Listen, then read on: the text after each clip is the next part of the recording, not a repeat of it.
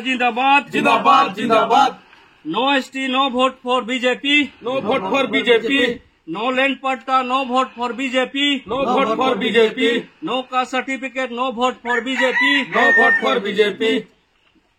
No 551 rupees for labor daily wages, no vote for BJP. No vote for BJP. সদৌ অসম আদিবাসী ছাত্ৰ সন্থা জিন্দাবাদ জিন্দাবাদ জিন্দাবাদ।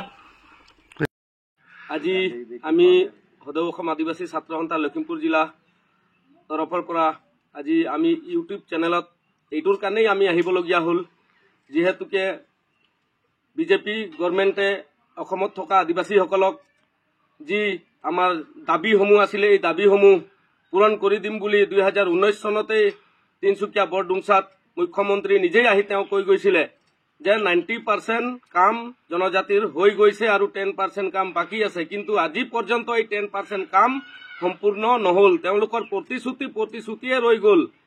আমি সেইটোৰ কাৰণে দুখ পাইছো। আমি এইটোৰ কাৰণে আজি আমি এই প্ৰেছ মিটত আহিবলগীয়া হৈছে। আমাৰ যি দাবী আছে এই দাবীসমূহ যদি লোকসভা নিৰ্বাচনৰ আগত যদি সম্পূৰ্ণ নকৰে তেতিয়াহ'লে কিন্তু আমি বিজেপি বৰ্জন কৰাৰ সিদ্ধান্ত আমি হাতত লৈছো। আৰু আমি এটা কথা স্পষ্ট কৰিব বিচাৰিছো, no ST, no vote for BJP, no caste certificate, no vote for BJP. চাহ শ্ৰমিকৰ দৈনিক মজুৰি যদি 551 টকা বৃদ্ধি নকৰে এইটোক লৈও আমি মাত মাতিম। আৰু যদি এই লোকসভা নিৰ্বাচনৰ আগমুহূৰ্তত যদি এই আমাৰ যি দাবীসমূহ আছে এই দাবীসমূহ যদি পূৰণ নকৰে তেতিয়াহ'লে কিন্তু আমি বাগানে বস্তি আমি ঘৰে ঘৰে গৈ আমি কেম্পেইন কৰিম, বিজেপি বৰ্জনৰ কেম্পেইনিং কৰিম। গতিকে আমি আজি এই ইউটিউবৰ জৰিয়তে আমি বিজেপি চৰকাৰক আমি সকীয়াই দিছো, অনাগত দিনত যদি আমাৰ আদিবাসী ৰাইজৰ যি সমস্যা আছে এই সমস্যাসমূহ যদি ফুলফিল নকৰে তেতিয়াহ'লে কিন্তু আগন্তুক লোকসভা নিৰ্বাচনত বিজেপি পৰাটো একদম 100% খাটাং। হয়, আমি সদৌ অসম আদিবাসী ছাত্ৰ সন্থা মই কেন্দ্ৰ সমিতিৰ মই মিষ্টাৰ দীনেশ টপ। আজি আমি পোষ্টাৰিং কৰি আছো। আমি 19তম আদিবাসী মহাসভাত আমি সিদ্ধান্ত লৈছো যে বিজেপিক আমি যদি আমাক ST নিদিয়ে আমি no vote for BJP, no land patta, no vote for BJP, no caste certificate, no vote for BJP, নো 551 rupees টি workers daily wage, no vote for BJP. সেয়ে আমি আদিবাসী আমি গাঁৱত সোমাইছো, এৰিয়াত সোমাইছো, আমি পোষ্টাৰ লগাবলৈ আমি বাধ্য হৈ গৈছো।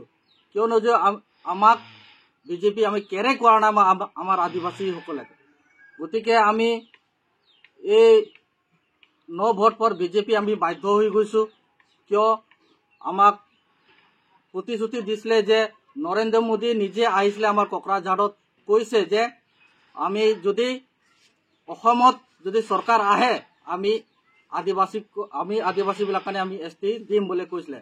আৰু নিজে আমাৰ হিমন্ত বিশ্ব শৰ্মা ডাঙৰীয়া তিনিচুকীয়া বৰডুমচাত মহাসভাত আহিছিলে আৰু নিজে কৈছে যে আদিবাসীৰ STটো 90% হৈ গ'ল আৰু 10% মাত্ৰ বাকী আছে।